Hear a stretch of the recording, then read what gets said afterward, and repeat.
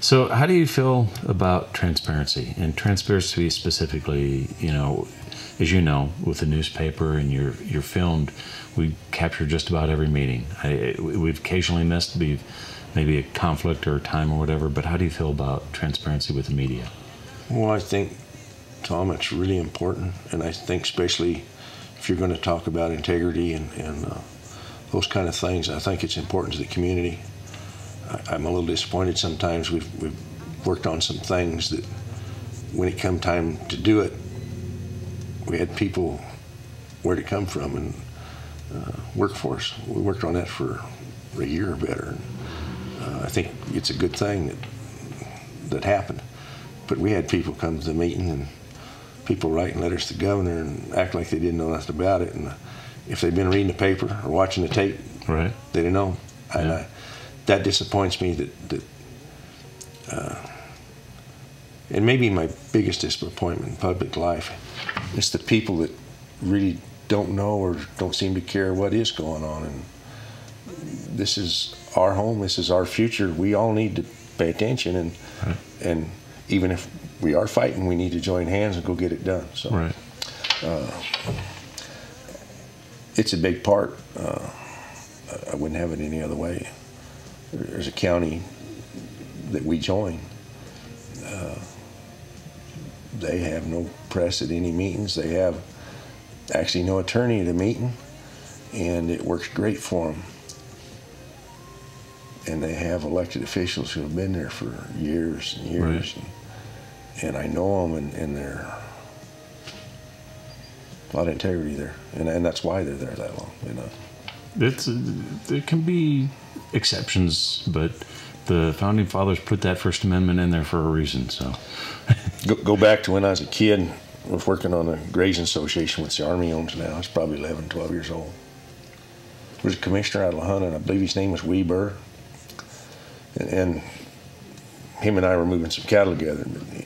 We're talking about bridges and roads. Mm-hmm. And I'll never forget what he told me. He said, people want good roads and they want new bridges, but they don't want to pay for them. And it's 40 years later, however long it's been, he's right, 50 years, I guess. Yeah. One last thing that dawned on me as we're talking, and we're going to wrap it up. What's going on with Pinyon Canyon? Do you think they're still trying to expand? And where do we stand as far as our relationship with them? They've just changed garrison commanders, which happens every 2 years. I live next to them down there. It's really hard to build a relationship, and be honest with you, the new guy, I believe his name is David Grosso. The last one was here, McLaughlin. I invited him 5 or 6 times to come. Just this guy didn't wait to be asked. He actually about 2 weeks ago come to visit me. We saw him over at Reno's. We met him over there, yeah. He didn't come in Army uniform. He brought his lady friend with him to the house, and we had a great talk. And he's telling me, and the congressmen and senators tell me that Pinyon Canyon it's off the table as far as expansion. Okay. I lived through that. They took my dad's place the first time. And my dad was a World War I vet. I remember him saying, our government won't do that to us. They won't take our home away. But I think that was a shock to a lot of people. And people in Trinidad, some went back in the 80s and testified in Washington. And I think 30-some years later, I think most people realized those promises aren't happening. In fact, I had a meeting with some contractors here a while back. I've actually done a lot of business with some people who have done business on Pinyon Canyon. The Army comes down here and we want jobs, we want everything. The Army says, well, we'll teach you how to bid. And they send people down here, and they've done that. Right. One of the first colonels that was down there, and he was a square shooter. It was back in the 80s. He told me the only thing that will ever really benefit this community will be service contracts, like trash and stuff like that. And they had talked then about putting 35 permanent families here, which never has happened. That would have made those service contracts maybe workable. We're finally getting to the point where we have some contractors with the wherewithal to actually get a bid. This colonel back in the 80s said, won't happen. He said, nobody has the wherewithal to bond one of them big jobs. It's just not going to happen. And he's right. There's some rules changing, and actually Fort Carson, I believe, would like to change those rules, because I think they'd like to actually mend some fences, or at least make them look better than they are right now. Right. They can. And I asked the contractors. I had a real person from the chamber. I had a real sit down at my desk conversation. I said, tell me why Fort Carson has never been able to change the rules. Well, they can't, because they don't make them. Each one of those units that comes through can spend about $3,000. They all have a budget. If it's over that $3,000, they're no different than the county and the city. They have a procurement policy, and they can't spend it every time they come to town because they'll run their budget. So if you go back to who makes the rules, Department of Defense? No. Congress? Congress makes the rules. And who's influencing Congress? Big defense contractors. And if anybody thinks those big defense contractors care about Little John Doe in Los Animas County or Trinidad, they're sadly mistaken. I think in the Pentagon, ask for them to change some of those rules, and ask a senator to, you could change some of this. But my personal feeling about Pinyon Canyon is they owe this community.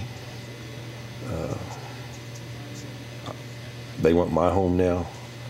I've raised my family there. I don't think they need it because they've never used it as it is. What I see happening with the cab unit coming, I think if they get by the lawsuit, I think you see some building going out here. And that in a way scares me, because if they start building internally, they'll come back in 10 years and say we need to expand. Okay. I know most people in town don't have any idea what we lost. If you just look at this last year, and you can do some figuring, I don't have a calculator with me, but it's 245,000 acres, but just say 240,000 acres and divide it by 40, which is kind of what people run cattle on. Right. And you come up with the number of cows it'll probably run. And then you take 10% off that number for death, loss, and replacements. And then put $1,000 ahead to them calves, about what they're bringing right now. And you find out how much money we lost just this last year. Okay. It's a lot more, and like I said, I know ag doesn't produce jobs, and that's what we need here locally. But I know what my expenses are, and they're a lot. Fuel, food, that stuff doesn't get seen by a lot of people, but you said it, that money does stay here in the community. And I think the banks, if you really went and asked the banks, they'd know. Yeah. Right. But I guess I'm hoping that Pinyon Canyon was being a pretty good neighbor till the expansion stuff started. I wish they'd get over that and go back to let's be a good neighbor again and try to get along. But I guess as long as I live, I'll probably have this fear in the back of my mind, and I don't know how people think about it. When you think about your family and your kids, and you lay in bed at night and you wonder, are they going to kick me out of here or not? And, what the Army was offering us. I sat in the Pentagon. They had a table net about as long as this whole room here. Mm-hmm. There was enough brass at that table to sink a battleship. One of those colonels asked me, he said, why don't you want to sell? And I said, well, you're offering us like $300 an acre. And I said, my wife and I have diligently looked. Texas, Kansas, New Mexico, Oklahoma, Nebraska, the Dakotas, Wyoming, Montana, Idaho, Utah. I found a place in Kansas that'll run about the same amount of cattle, and that's what you got to look at, carrying capacity. And I told that general, colonel, whatever he was, he had a lot of brass on him. I said, let's just take 20,000 acres. That's $6 million at 300 an acre. And there's a place in Kansas that's less than 6,000 acres. But the carrying capacity, so they tell me, is about the same. That place in Kansas is 15 million. How do why should I give up what I do for a living? And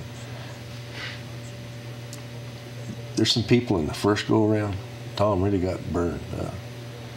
There was some old people that bought that land and had no money in it, $1.02 an acre. Capital gains, which is going to go up to 25% here pretty quick, federal, or 20% federal. That comes off the top. State tax is 4 point something, and that's a quarter right off the top. And then you have so much time, to 18 months, to reinvest that money. Well, in my case, that would be a third of what I'm doing now, and I don't want to do that. I want to keep what I've worked for and my family's worked for. And then I told him the rest of that part is if I move to Kansas, I got to learn what I do all over again, because that's a different environment, which they didn't understand and never will. And this new garrison commander, him and I talked about that the other day. Army people they're transient. They don't have a home. They move a lot. And he told me how many times he's moved, and he actually told me it cost him his family, which you have to admire him for that. He's serving our country, but it's different. We have roots, and my mother's grandfather, I guess my great grandfather, probably in the 1850s, 60s, come into this county. He's buried out here in the cemetery. My dad got off a train in Tempest in 1908 or 10, somewhere back there. But it's different, and I think this guy sort of understands that, and he's still sent on a mission. The last guy sent here, his mission was to make friendly so the expansion could go forward. I don't think he was too successful. But I do believe Pinyon Canyon, they owe us. They owe this community, and not just those country folks. They owe the city. Right. Because there's a huge loss over the years, whether anybody really realizes it or not. It's gone, and it ain't never coming back. And those effects will ripple forever. But where it's going, what'll happen? If I knew that, I'd probably be doing something else. Okay. Well, Gary, I think that pretty much wraps it up. Is there anything else that you'd like to say, or at the end here, you can turn and tell people why you'd like for them to vote for you? You know what I'd like to really say to people is voting is one of our greatest freedoms, and whether it's me or anybody else, go vote for the people that are going to serve you in an honest, hardworking fashion. And pick somebody that has a desire to help other people. I think that's the biggest part of it. If you elect people that have an axe to grind, or they're in it for their own personal issues or personal help, I think that's the wrong reason to be in a public office. And we need to keep the community in mind when you vote, and exercise that greatest right, because it's a hell of a freedom, and we may not always have that. So, excellent, Gary. Thank you very much for coming on the program. I really appreciate it. Good luck in the election. That wraps it up today. Ladies and gentlemen, I'm Tom Murphy. This is Trinidad Now on TTTV, and you can find us on YouTube on Trinidad Times TV 71. Thank you very much.